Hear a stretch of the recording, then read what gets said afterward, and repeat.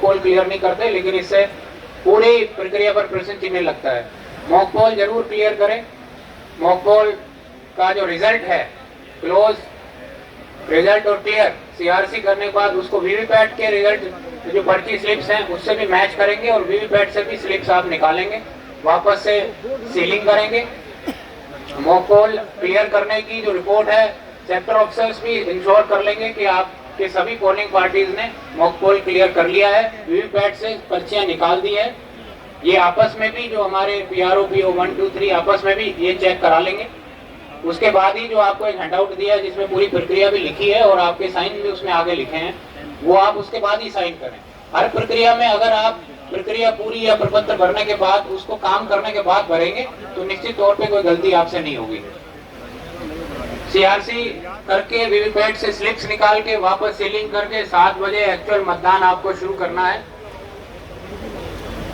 अगर mock poll के दौरान कोई भी मशीन नॉन फंक्शनल होती है तो कंसर्न यूनिट ही बदली जाएगी। कंट्रोल यूनिट, बैलेट यूनिट या वीवीपैट जो भी नॉन फंक्शनल है वही बदला जाएगा और मॉक पोल रिप्लेस्ड का स्टिकर भी उस पर लगेगा और वो जो यूनिट है वो सेक्टर ऑफिसर के द्वारा कैरी की जाएगी। लेकिन एक्चुअल पोल के दौरान अगर कोई भी यूनिट नॉन फंक्शनल होती है उसमें आपको पूर्व में भी बताया गया होगा, अगर BU-CU नॉन फंक्शनल होते हैं तो आपको पूरा BU-CU वीवीपैट बदलना है। अगर वीवीपैट नॉन फंक्शनल है तो वीवीपैट भी बदलना है। अगर पावर पैक बैटरी लो है तो सिर्फ पावर पैक बदलना है। अगर BU-CU वीवीपैट तीनों बदले गए तो आपको एक एक मॉक पोल भी करना है, उसको उसी तरह से क्लियर भी करना है। और अगर सिर्फ वीवीपैट बदला गया है तो आपको मॉक पोल नहीं करना है। ट्रांसपोर्टेशन मोड में लेके जाएंगे, उसको वर्किंग मोड में जरूर कर लें। उसके बाद रिप्लेसमेंट प्रोटोकॉल आप अच्छे से पढ़ भी लें, आपके पास भी है, समझ लें। सेक्टर ऑफिसर से भी कंसल्ट कर लें, जो मशीनें बदली गई उसके नंबर वगैरह नोट करें और उसके बाद ही आप रिप्लेसमेंट प्रोटोकॉल की पूरी पालना करने सुनिश्चित होने के बाद ही आप जब भी रिप्लेसमेंट होगा उसके बाद इसी प्रकार से मतदान शुरू कराएंगे। पोल जो भी ईवीएम्स हैं, चाहे उसमें एक भी वोट है जो एक्चुअल पोल के दौरान नॉन फंक्शनल हुई है, वो पोलिंग पार्टी ही कैरी करेगी, वो सेक्टर ऑफिसर्स के द्वारा कैरी नहीं किए जाएंगे, ये भी इंश्योर करना है। उसके बाद हर 2 घंटे में आपको पूर्व में भी जानकारी मतदान प्रतिशत की देनी होती थी, इस बार PDMS में हर 1 घंटे का प्रावधान किया गया है। हर 1 घंटे में आपको जानकारी भी दें और पीसफुली पोल कंडक्ट कराएं। आपके 50% जो बूथ हैं उनमें वेबकास्टिंग भी है। वेबकास्टिंग का जरूर ये ध्यान रखें कि कैमरा की जो पोजीशन है उसी के हिसाब से कंपार्टमेंट सेट करें, किसी भी प्रकार से वोटिंग की सीक्रेसी भंग नहीं हो, बैलेट यूनिट में किसको वोट दिया जा रहा है ये नहीं दिख रहा हो, ये आप इंश्योर कर लेंगे। और आप जो वहाँ प्रक्रिया संपादित करा रहे हैं 50% बूथों की प्रक्रिया हमें यहाँ लाइव भी दिखती रहेगी, तो ये भी इंश्योर करें कि कोई भी जो ECI के जो निर्देश हैं उसके अन्यथा कुछ भी प्रक्रिया में नहीं हो, उसी के अनुरूप प्रक्रिया का पूरा पालन हो। इसी प्रकार से पोल कंप्लीट कराने के बाद आप पोल को क्लोज करेंगे।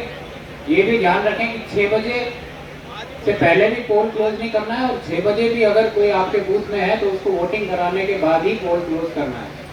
ऐसा नहीं है कि 6 बजे के बाद कोई वोट नहीं कर सकता है। 6 बजे तक जो भी लोग आ गए हैं प्रीमाइसेस में, आप बाहर देख लें, अनाउंस करा दें, उनको स्लिप डिस्ट्रीब्यूट कराने के बाद आप उन सभी का पोलिंग कराने के बाद ही पोल क्लोज करेंगे। लेकिन 6 बजे के बाद ही आप पोल क्लोज करेंगे, 6 बजे ही करेंगे, ये ध्यान रखें अगर कोई नहीं है बूथ में।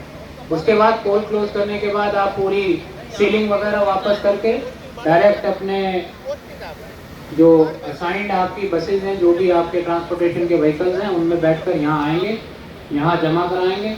यहाँ जमा कराने के समय वापस आप चेक कर लें, आपने सभी प्रपत्र वगैरह जो भी चीज़ देनी है ठीक से दे दियो, उसके बाद ही आप यहाँ से फ्री होंगे और उसकी PDMS में जानकारी भी देंगे। तो मैं समझता हूँ कि अगर हर स्टेप का जो हमारे मास्टर ट्रेनर ने इतनी मेहनत की है, आपकी 2 ट्रेनिंग्स भी पहले हुई हैं, आज फाइनल ट्रेनिंग है, बार बार ये बिंदु बताए हैं, आपको हैंडआउट्स में भी दिए हैं, पूर्व में भी आपने काफ़ी चुनाव कराए होंगे।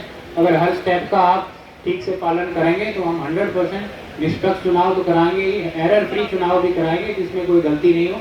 यही ECI का ध्येय है कि हम 100% एरर फ्री चुनाव भी कराएं।